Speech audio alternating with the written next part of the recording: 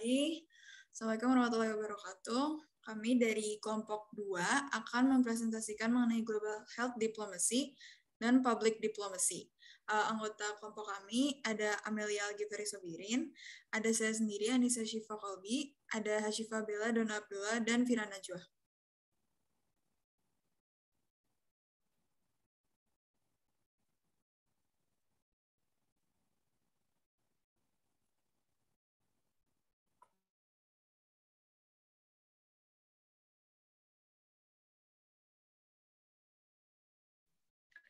Oke, kita masuk ke definisi diplomasi publik dulu ya untuk mereview lagi. Menurut J. Wang, diplomasi publik itu dimaknai sebagai proses komunikasi pemerintah terhadap publik mancanegara yang bertujuan untuk memberikan pemahaman atas negara, sikap, institusi, budaya, kepentingan nasional, serta kebijakan-kebijakan yang diambil oleh negaranya. Jadi intinya, J. Wang ini menganggap bahwa diplomasi publik itu suatu usaha untuk mempertinggi mutu komunikasi antara negara dengan masyarakat.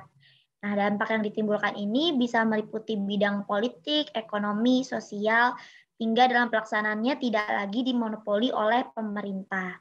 Lanjut ada menurut Jan Mellison yang mana mengatakan bahwa diplomasi publik itu adalah usaha untuk mempengaruhi orang atau organisasi lain di luar negaranya dengan cara positif sehingga mengubah cara pandang orang tersebut terhadap suatu negara.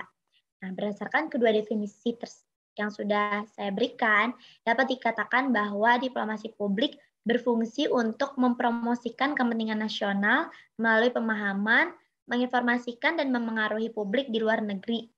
Sehingga diplomasi publik ini masuknya ke dalam instrumen soft power. Next.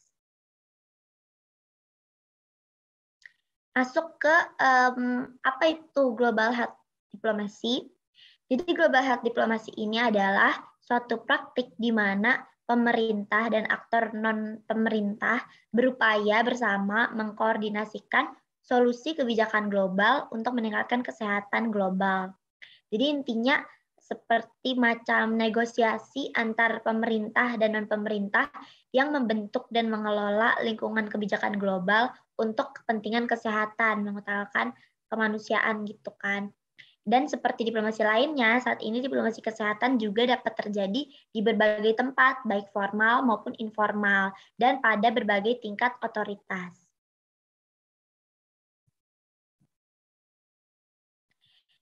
Nah, disiplin ilmu dalam global health diplomasi juga ada beberapa, yaitu seperti kesehatan masyarakat atau public health, hubungan internasional, international relations, management, hukum atau law, economic, dan kebijakan perdagangan atau trade policy.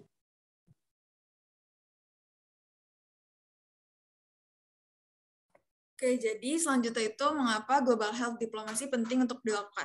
Yang pertama, karena semakin banyak tantangan dan permasalahan dalam bidang kesehatan yang melampaui batas-batas negara, sehingga masalah kesehatan semakin menjadi fokus kerjasama internasional, terlebih lagi dengan munculnya perubahan lingkungan global yang cepat dalam berbagai bidang yang menjadikan isu ini semakin kompleks. Yang kedua itu ada perubahan lingkungan hidup yang signifikan. Seperti yang kita ketahui, lingkungan hidup kita itu terus mengalami perubahan. Seperti contohnya pada iklim dan cuaca yang tidak menentu, yang kemudian memicu meningkatnya penyebaran penyakit, terutama yang bersumber dari serangga. Terus yang ketiga itu infrastruktur pelayanan kesehatan yang tidak maksimal di suatu negara. Bisa di next. Oke, masih ada lagi alasan mengapa global health diplomasi penting. Selanjutnya itu karena ketidakseimbangan tenaga kerja kesehatan. Jadi masih menyambung dari poin sebelumnya, tidak hanya infrastruktur pelayanan kesehatannya saja yang bisa tidak maksimal, tapi juga tenaga kerjanya di mana terjadi ketidakseimbangan distribusi, pengetahuan, atau kurangnya perlindungan. Lalu berikutnya ada kesenjangan antara pasokan dan kebutuhan vaksin di negara-negara maju dan berkembang. Negara-negara berkembang memiliki populasi dan kebutuhan vaksin yang lebih tinggi daripada negara-negara maju, namun distribusi vaksin kurang banyak dilakukan di negara-negara berkembang. Akan tetapi sejak 20 tahun terakhir itu sudah terjadi peningkatan jumlah produksi vaksin yang diproduksi di negara-negara berkembang. Dan yang terakhir itu karena resiko penyebaran penyakit dan munculnya penyakit baru lebih besar. Apalagi mengingat zaman sekarang karena ada globalisasi, jadi arus penduduk, produk, jasa, dan modal lintas batas juga terus meningkat sehingga resiko penyebaran penyakit dan terjadinya outbreak atau wabah pandemi juga lebih besar dari sebelumnya. Selanjutnya. Oke, ini wabah penyakit yang sebelumnya pernah terjadi. Yang pertama itu ada SARS tahun 2002 sampai 2004. Yang kedua itu ada Zika. Ini pertama kali teridentifikasi tahun 1947 dan kemudian muncul di Malaysia pada tahun 1966. Yang kedua itu ada Ebola. Ini pertama kali teridentifikasi pada 1976 di Republik Kongo dan Sudan Selatan, tapi menjadi wabah pada Desember 2013 di sejumlah negara di Afrika Barat yang cukup parah juga, banyak banget yang jadi korban tewasnya. Terus yang ketiga itu ada chikungunya. Pertama kali teridentifikasi pada tahun 1952 di Tanzania. Terus di tahun 2004 infeksi virusnya menyebar ke 60 negara di Asia, Afrika, Eropa, dan Amerika. Selanjutnya ada HIV dan AIDS, itu mulai menyebar pada tahun 1980 di Amerika Utara, Amerika Selatan, Eropa, Afrika, dan Australia. Kemudian ini HIV AIDS itu masuk ke Indonesia pada tahun 1987, itu dilaporkan kasus AIDS pertama di Indonesia, tepatnya di Bali pada tubuh seorang wisatawan asal Belanda. Dan yang seperti yang kita tahu yang sampai sekarang masih terjadi ya, itu ada pandemi COVID-19. Pertama kali teridentifikasi Desember 2019 di kota Wuhan. Dan akhirnya kasus pertama di Indonesia pada tanggal 2 Maret 2020. Dan pada 11 Maret 2020 WHO menetapkan COVID sebagai pandemi. Next.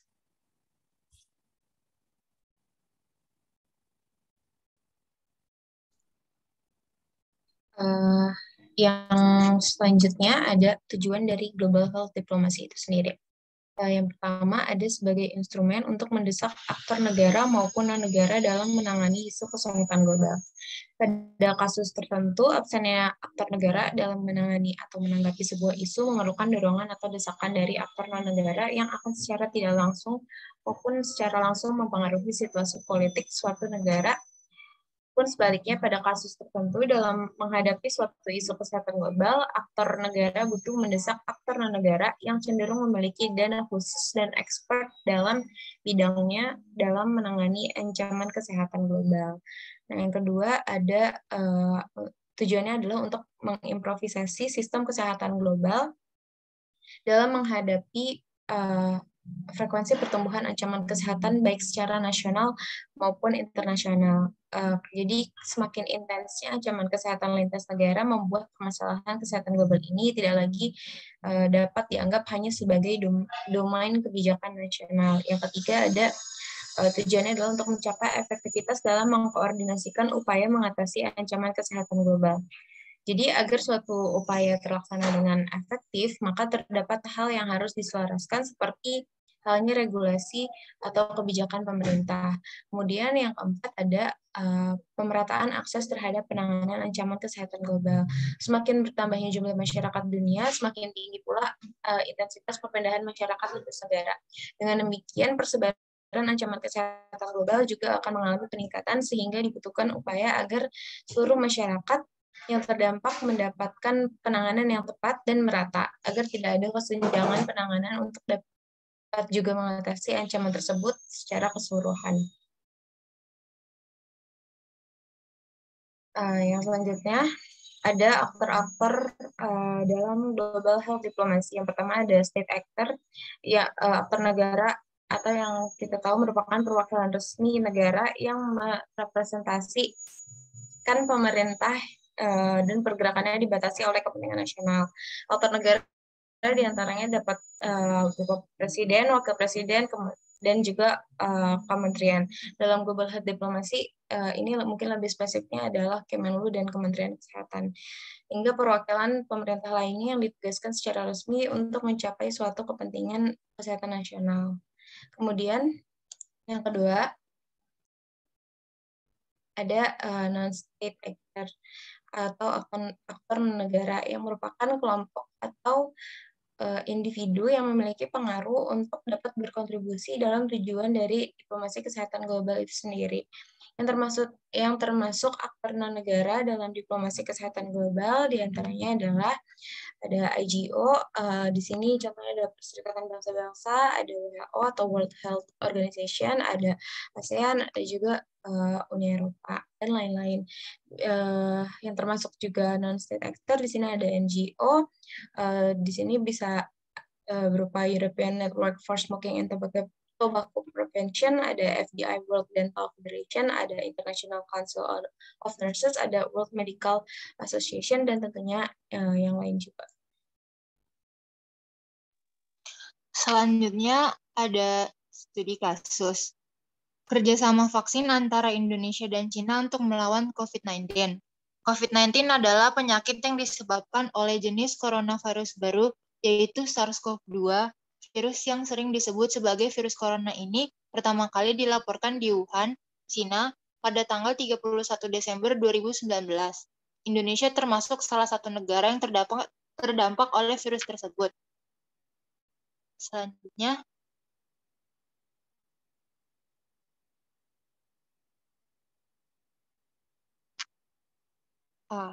dalam memerangi COVID-19, negara-negara dunia menjalin kerjasama untuk kebutuhan bersama.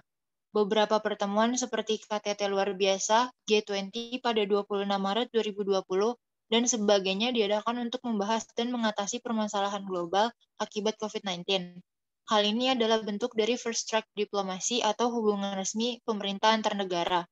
Indonesia juga menjalin kerjasama internasional untuk menangani masalah kesehatan dan krisis ekonomi.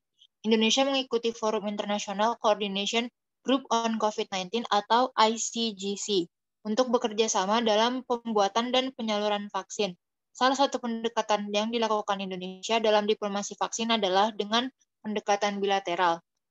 Jadi Indonesia ini menyebutkan pentingnya kesetaraan akses kesehatan seperti vaksin dalam berbagai forum internasional. Selanjutnya, Menteri Luar Negeri Retno Marsudi dengan Menteri Luar Negeri China Wang Yi menandatangani perjanjian kerjasama antara Bio Farma dan Sinovac untuk penyediaan vaksin di Indonesia. Per tanggal 9 Desember 2020, Bio Farma menyiapkan 3 juta dosis vaksin COVID-19 dari Sinovac, termasuk 1,2 juta dosis yang tiba di Indonesia pada 6 Desember 2020 dan 1,8 juta dosis yang tiba pada Januari 2021. Penerima vaksin pertama di Indonesia, yaitu Presiden Joko Widodo, pada tanggal 13 Januari 2021, menandakan titik awal vaksinasi nasional secara gratis di Indonesia.